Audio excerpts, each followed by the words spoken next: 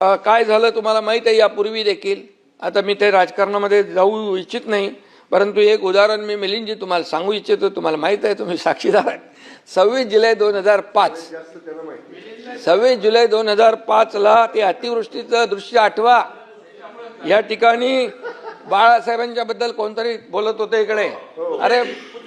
अरे बाळासाहेबांना एकटे सोडून 5 स्टार हॉटेलला कोण गेलं सांगा बरं.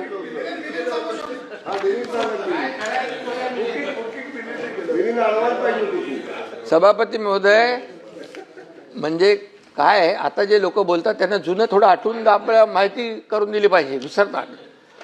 आणि म्हणून वारे ताज ते कुठे होतं ते माहिती आपल्याला. आणि म्हणून मी आपल्याला एवढंच सांगतो की आम्ही सत्तेत असो नसो जनतेच्या सेवेमध्ये सदैव असतो. मग तुमचं कोल्हापूरचा पूर असू द्या, महालक्ष्मी एक्सप्रेस, दादा इकडे बसलेले आहेत, महालक्ष्मी एक्सप्रेस, सातारा सांगली महाड चिपळूण, या सगळ्या पुरामध्ये आपण पाहिलेलं आहे. सरकार म्हणून असेल किंवा आपली जबाबदारी म्हणून असेल, आम्ही कुठेही मागचा पुढचा कधी विचार केला नाही. इर्शाळगडची घटना आपल्याला माहीत आहे. तेव्हा मी मुख्यमंत्री होतो, मला वाटतं अधिवेशन चालू होतं त्यावेळेस. अधिवेशन सोडून आम्ही गेलो, हे माझ्यावर मंत्री लोक होते. मला म्हणाले इर्शाळगडवर काय जाता येणार नाही, म्हणजे फार धोकादायक आहे.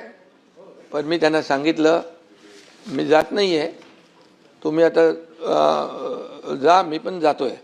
परंतु मी आपल्याला सांगतो, मी SP आणि कलेक्टरच्या गाडीमध्ये आम्ही तिघंच निघालो आणि तिघं सभापतीमध्ये इर्शाळवाडीत पोचलो.